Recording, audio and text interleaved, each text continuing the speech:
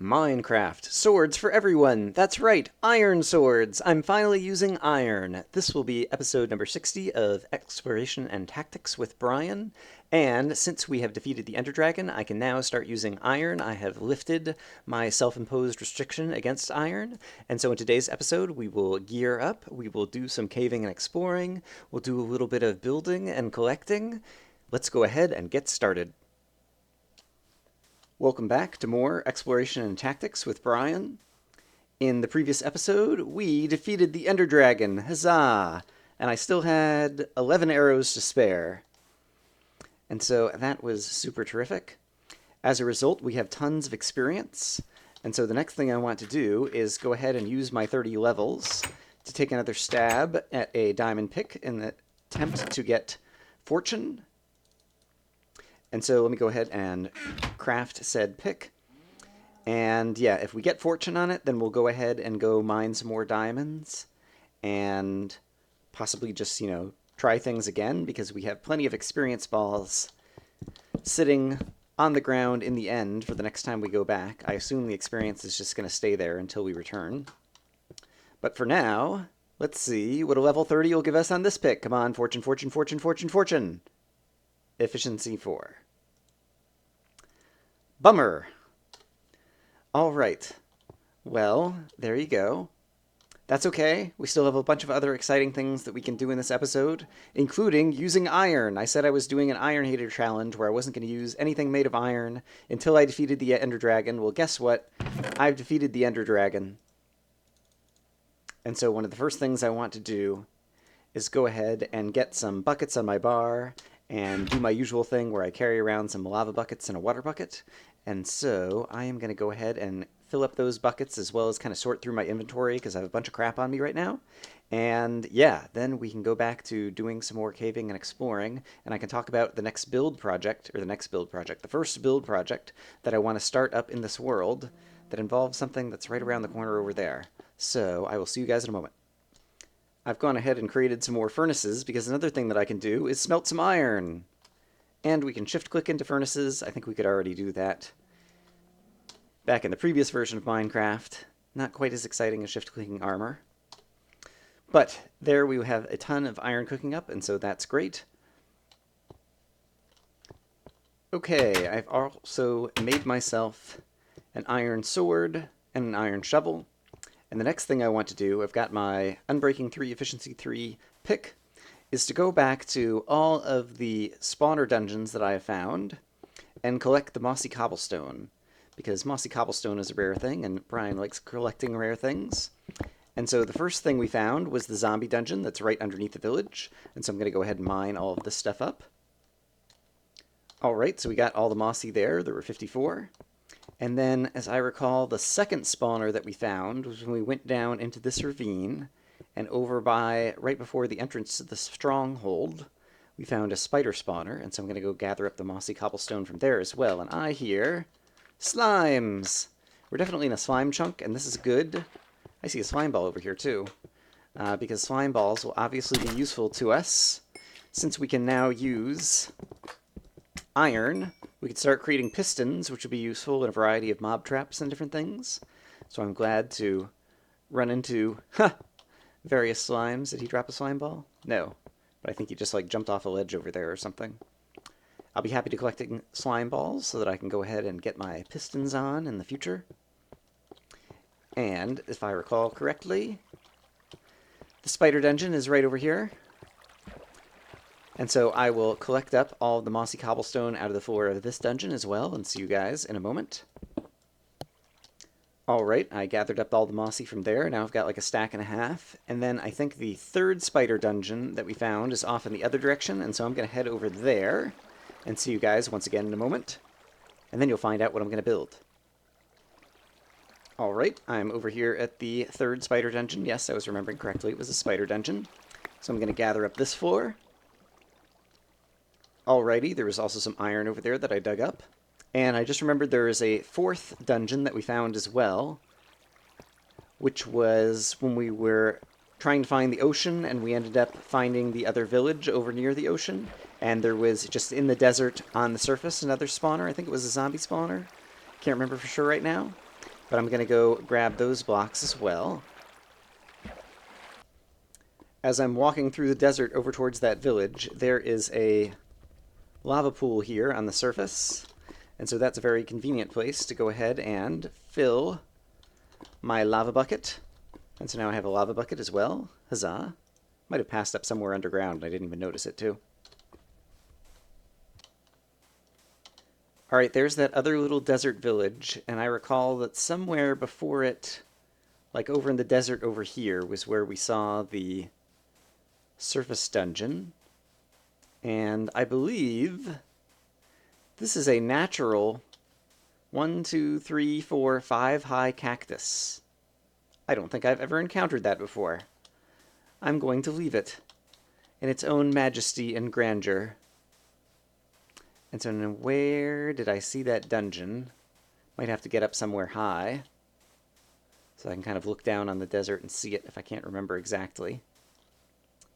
There is where my little snow farm is, and where it occurred to me that it would have been useful to buy a couple more ender eyes so that I could go ahead and start making some ender chests. And here we go. Here is the dungeon. And so I will use my handy dandy new iron shovel to go ahead and dig this out, and yes, we will. Well, first of all, what kind of dungeon was it? It was another spider dungeon. Okay, I'm going to dig out the moss stone in here as well, so I'll see you guys in a bit. I've been using the torch trick in order to get through the deep sand. Oops, every once in a while that happens. Where you get the torch down so fast the blocks don't even have a chance to update. And it just occurred to me that this is going to be a convenient way to gather a whole bunch of sand, which is another useful material both for building and if we ever need to create some more TNT. Although at this point I already have, like, I forget how many TNT are in each desert pyramid trap, but since I found 4 of them, I have, 4 times that much TNT. I need some more torches here. Torches, torches, torches! I am regathering torches. That song is not quite as good as the original Torches, Torches, Torches song. Alright, great. And is there a way that I can, like, update this? Haha! There we go. Alright, now I'll be able to grab all of the mossy cobblestone, and I know you're wondering, what is Brian going to build out of mossy cobblestone? And the answer is nothing! Which is to say, I'm not going to build something out of mossy cobblestone, I'm going to build something for the mossy cobblestone. And if that doesn't make sense, well, just keep paying attention and we'll find out shortly. Alright, that moss stone has been gathered, and so now I'm going to head back home and tell you about my idea. Alright, so we're back at my home village, and here is the idea I had. Basically, I've often been interested in kind of knowing the frequency of various Minecraft structures. That is, how common or uncommon are various dungeons, or how common are these desert pyramids that we've already managed to find 4 of so far in this big, huge desert with large biomes. And in terms of the Let's Play, as the Let's Play goes on, try to just kind of like keep account of those things. And so someone had recently mentioned the Hall of Blocks, which was something I did in an older Minecraft Exploration and Tactics world, which was basically where I tried to collect, 1 of every block in the game, and then have them on display. And that's something that I think I may do again in this world as well. But I was thinking about that idea, and then I was thinking about counts of structures. And so the thing I was thinking that I want to do is something along the lines of having a display for different structures. And so the idea being something like, if we found 4 dungeons, I might use moss stone to represent the dungeons, and then have 4 in a row, in a vertical thing or a horizontal thing, showing that I have 4 of those dungeon spawners that I found so far. And then similarly, since you get orange wool naturally now in the world inside the desert pyramids, I was thinking I might have a display like that to show that I found 4 desert pyramids so far. And so try to find kind of one representative block from each of the different rare structures and have them on display. And so over time we can kind of like see this thing growing as kind of like a little graph of how many different things that we found in this world. And so I was thinking about doing that, and I was thinking, since here's my home village, And one of the 4 desert pyramids is right here. I was thinking of doing that inside the pyramid. And so the pyramid will kind of be our Hall of Rare Structures achievement display. I'm not sure what to call it yet. We'll have to come up with a better name. But that was the idea of what I wanted to do, and the reason I wanted to gather up mossy cobblestone was both to have a ton of it that I can use for building with, but also to have it as the representative block of the dungeons to put on display. And so I'm going to think about that a little bit more, but then go over inside that pyramid and start setting up the display. And then if you guys have comments on how to adjust it or how to make it cooler or what else I should put inside there, you can let me know. But let me gather a few other things, and I'll meet you guys over there. I see some squids out here in this pool, and it occurs to me that I want to kill them and get some ink sacs for a variety of reasons. And so I'm going to go ahead and do that. It's also turning nighttime. I just spent a bit of time putting a whole bunch of torches around this little pyramid temple thing. Oh, and I still have a bed over here. That was off camera, but when I was bringing the chickens back from the jungle, I guess I didn't realize how close to home I was. I ended up sleeping here for the night as I was trying to slowly coerce all of the chickens to come back, and all of a sudden I'm getting frame rate issues. I'll be right back. Alright, so basically I wanted to light this up and then see it at night, because before I start putting rare and precious blocks inside the structure, inside this pyramid, I want to make sure I don't have creepers spawning around it where they're going to come in and blow things up. And so I'm just going to kind of check out, just by eyeballing the lighting conditions all around here, just to make sure I'm not going to have unexpected monster spawns right next to the pyramid who might walk in and do some bad destruction to all the cool stuff I want to set up inside here. So I will do this off camera, and then we'll go inside and check it out. Okay, I did some renovations to the interior of this particular desert temple pyramid. I got rid of the second layer and kind of smoothed out a couple of the walls. And so I could, just do something like this to be kind of keeping counts of different things. But I don't know that that by itself kind of looks all that interesting or compelling, and so I was thinking of a few things. One thing I realized I want to do is keep track of what dungeons were zombie dungeons versus spider dungeons, and things like that. And so the idea I had for that, I will show you in a moment.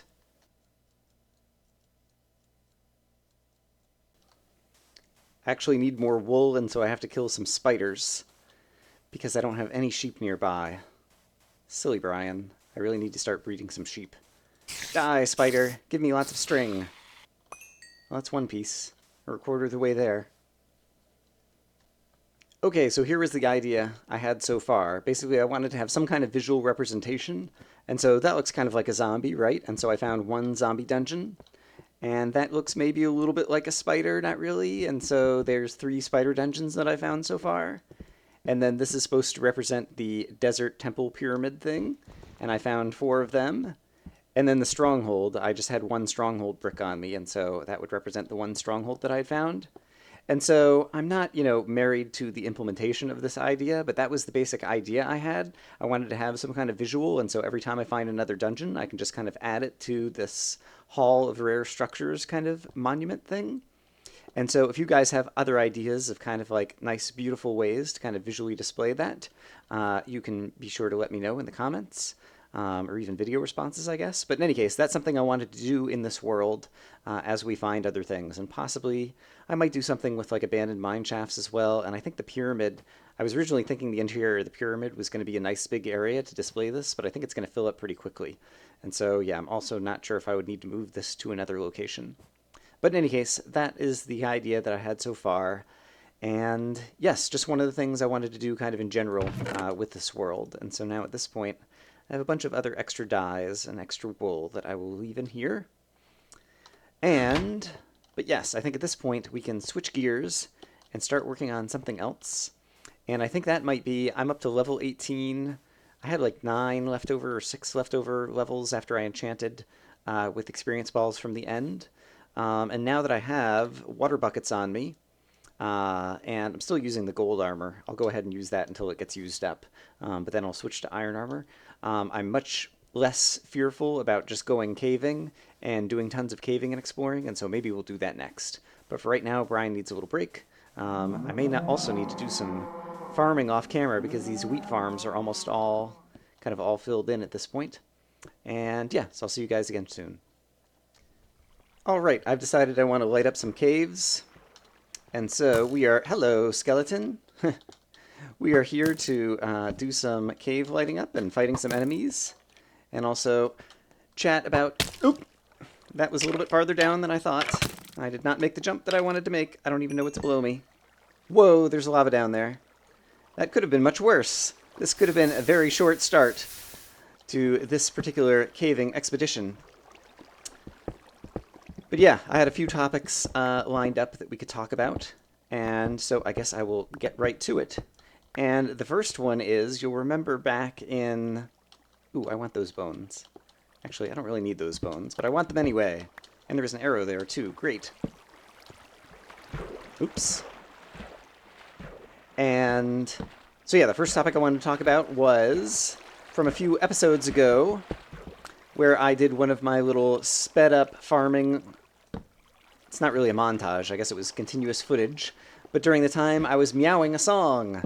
And I asked if anyone could guess the song. And nobody did, which I wasn't too surprised about, because it was pretty obscure. But still nobody did, after I went and found the video of the song and clicked the like button on it. And so I don't know how often people actually like go to someone's YouTube channel and view their feed to see what videos that person has liked. But if you go back in my like feed, I recently liked a video called Kokoro Scan. And so Kokoro Scan is a crazy game. I think it was for like Nintendo DS or something. And the game had an advertisement. The game, I think, was only sold in Japan. It was a Japanese game, and the advertisement is also, I think, kind of distinctly Japanese in the way that Japanese stuff can seem very weird to Americans like me. But the music in this particular video is extremely happy, catchy J-pop kind of stuff that I really liked. And so it was basically the music to Kokoro Scan inside this ad. And so the product itself is like some kind of crazy thing where it's kind of like a microphone program, and you record the voice of someone else, and then it's supposed to like tell you what the emotional state of that person is, if they're happy or sad, or I don't know what. But if you haven't seen the video, you could go and look up Kokoro Scan, or like look at my previous feed of liked videos. And the video itself, in addition to the music being kind of just happy catchy that I really like, the video is just crazy ridiculous and amusing, and so you might be entertained by that as well. But hopefully, if you were to go and view that video and then go back to my video of me meowing a crazy tune, hopefully you'll be able to recognize one from the other and discover that, yes, I was indeed meowing that particular tune. Alright, and so that was the first kind of quick topic I wanted to cover, just because nobody managed to guess it in the video comments in that particular video. And I'm trying to do a good job of mining ores as I find them. It really is nice. This pick is what, efficiency 3? Like, yeah, it really does make it very quick to mine all the gold and iron and different things that I'm finding. Thought I heard a monster, but maybe not. And so the enchanted pick is definitely helping encourage me to mine. And of course, even more so, the fact that coal gives me wind chimes encourages me to mine plenty of coal. And so I haven't been running out of torches so far, so that is great. And we're kind of circling around to somewhere partially that I've been... I knew I heard someone else. Oops, crap. And I'm still not doing a good job at creepers. It's definitely the case that... I'm not sure if the explosion radius has actually changed in 1.3, or if it's just kind of like the fact that it plays more like a server now, kind of like lag contributes to the creeper thinking that he's nearer to you than he was. But they definitely seem to explode a little bit farther away, and so that is one thing. And previously, it's always been the case in single player, where I didn't need to bother kind of sprinting towards creepers in order to get knockback on them. in order to defeat them, but now I think that is going to be the correct strategy. But I don't have any practice kind of using that strategy yet, and so it's going to take a little bit of time for kind of, I know I'm passing up a number of resources here, but this looks like something that might dead end. And then I can collect the resources on the way back. And this zombie is just like clueless. He's like, oh, hey, Brian, I don't really see you yet because there's kind of a block in the way, maybe. I don't know. Oops. Fraps lag. I'll be right back. All right, had to kill that zombie off camera because Fraps was lagging up. And sure enough, this is a dead end, which is great. So yes, I was saying, yeah, I need to kind of practice new button pressing. I'm getting Fraps lag again. I'm not sure what's up with my machine or my system. Yeah, sorry about this. I'll be back. All right, hopefully we're back. So once again, I was trying to say I need to practice how I go about fighting creepers. I love all these wind chimes, wind chimes, wind chimes. And that brings me, I guess, to my next topic, which is things I do wrong in Minecraft. Obviously, I need to improve how I fight creepers. I can't tell you how many people commented in the first video, the first video in this new world, episode, I think it was 53, of Exploration and Tactics. Here's Zombie, and so let's just keep our eyes out for him. How many people commented about, during the first night, I wanted to find some sheep to get some wool so that I could make a bed. And I had just gone by the Desert Pyramid, which has the orange wool in the sides, as well as kind of like the blue wool in the center. Let's go ahead and...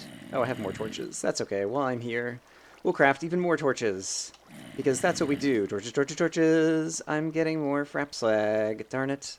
All right, I might need to reboot my system. All right, I am back. And so... Right, I was talking about things that I do that I can improve on. And so yes, in the first episode of this new series, I was looking for wool, despite the fact that I'd just gone by the pyramid that had wool in the side. And obviously, like, I knew there was wool in the pyramid because I had been inside there and broken some of the wool. But it just kind of didn't occur to me as a source of wool, and I think the reason is, you know, I've been playing this game for... a year and a half, since February of last year. I guess in February of last year, they didn't even have beds, and so it was more like a little bit after that. But anytime you needed to get a bed in just kind of normal vanilla survival Minecraft, the thing you had to do was go and find sheep. And so up until recently, I guess there's also been a tiny bit of wool in villages, because the little lampposts are made of black wool. But yes, I've just been conditioned that in order to get wool, you need sheep. And so I was looking for sheep despite the fact that there's wool right in front of me. And so I think I need kind of like experience doing a particular behavior in order to actually kind of think of it and do it. Another thing that just happened kind of like more recently in this Let's Play is that I was using leather armor despite the fact that I had tons of gold and I could be making gold armor, which is better, and I wouldn't have had to farm so many cows right at the beginning. And I think, once again, despite the fact that I've used, tons of gold armor when I was doing my series of Final Fantasy II, I am, once again, just accustomed when I'm in just kind of a normal vanilla survival Let's Play to not having a ton of gold. And also, I'm accustomed to using iron, and not accustomed to doing an iron hater challenge like I did when I started this series. And so it was just one of those things that kind of just didn't quite occur to me at the time. And until I kind of explicitly sat back and thought about it. And of course, tons of people commented on it, but I'd already recorded the first few episodes before I had a chance to record or see any people's comments. And so yeah, I think now I have kind of more experience doing those things. And I'm sure there are going to be other things that are kind of new in version 1.3, or new due to different constraints that I place upon myself that will cause me to, not immediately think of doing something because there's a new avenue to doing it. Yeah, indeed, like getting the ender pearls, or not the ender pearls, the eyes of ender, in order to... I see another skeleton over there, but he hasn't seen me yet. In order to be able to finish out the end portal. And I made sure that I bought exactly 10 of them, and then only afterwards it was like, oh wait, there's something else that you can use Eyes of Ender for in this update. And that is for crafting an ender chest, which is something I really want to do in the near future, because it'll be great both for kind of when you go on caving expeditions like this, if you want to kind of drop off some of your good inventory that you've collected as you keep on caving. That would be one thing you could do, is you could put it in an ender chest. And another good thing will be when I do a lot of traveling, which I'm certainly going to do because this is Minecraft Exploration and Tactics. Exploration is the first word in the series title, and so I like doing lots of exploring and traveling over the vast Minecraft planet, finding lots of biomes. We haven't found an Extreme Hills biome yet, which I really want to go to because that's apparently the only place that you can get emerald ore. And it's easy to get emeralds by trading with the villagers, but the emerald ore looks cool as just kind of a decorative block. And so I definitely want to get a Silk Touch pick and go mine some emerald ore. So yeah, all kinds of new things to do. And I could definitely improve as I'm kind of learning and actually have the experience of doing the things as to simply knowing the things. Another example of that, there's just so many examples. They abound. When I was first enchanting the pick, I made sure I had 6 diamonds because I said, oh, if I happen to enchant and get Silk Touch, then whenever I mine more diamonds, I'll end up just picking up diamond ore, and I'll be out of luck because I was still not using iron, and so there wouldn't have been any other way to get diamonds from mining them. And people pointed out that if you have a diamond ore block, or indeed any of the ore blocks that you've gotten with Silk Touch, you can turn them into the corresponding ore, that is, like turn a diamond ore block into an actual diamond, by smelting it in a furnace. And I actually knew this. I've read about it on the wiki before. I don't know that I've ever actually kind of played it in-game before, though.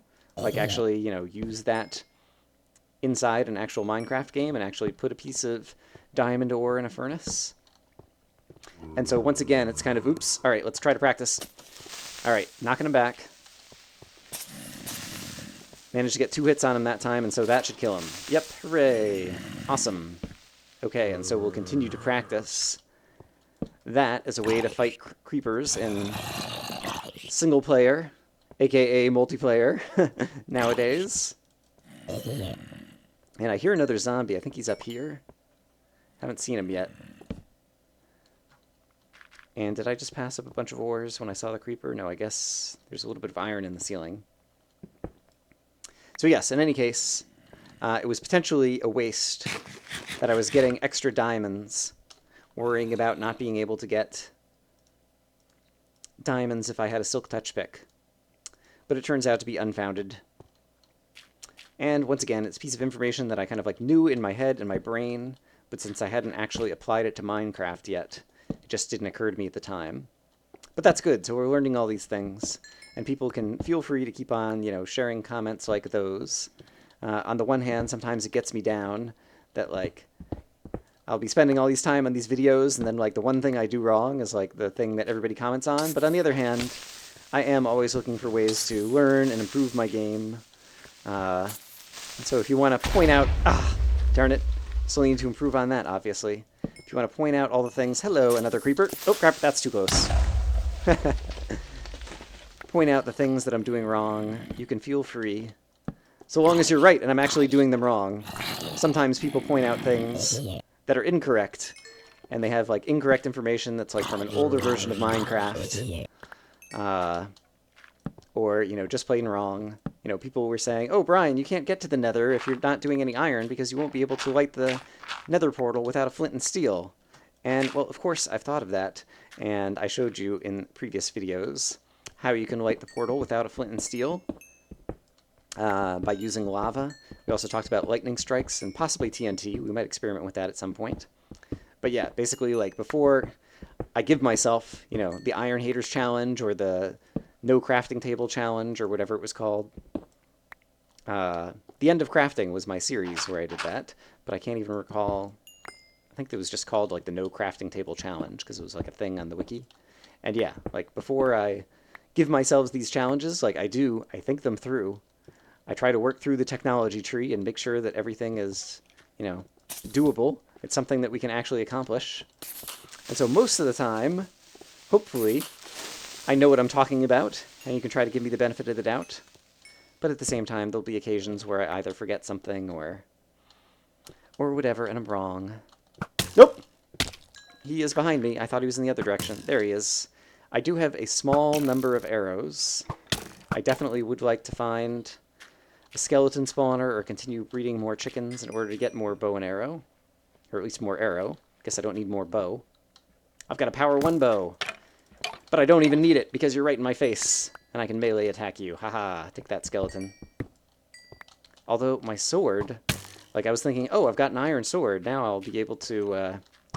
There's a lot of skeletons coming out that way, but probably not a spawner. Because skeletons and other mobs tend to spawn in kind of groups of 3 or 4, provided that there's enough spawning space. And so it's very often that I see... Oops. That was awful block placement. A series of mobs, especially a series of skeletons, come out of an area.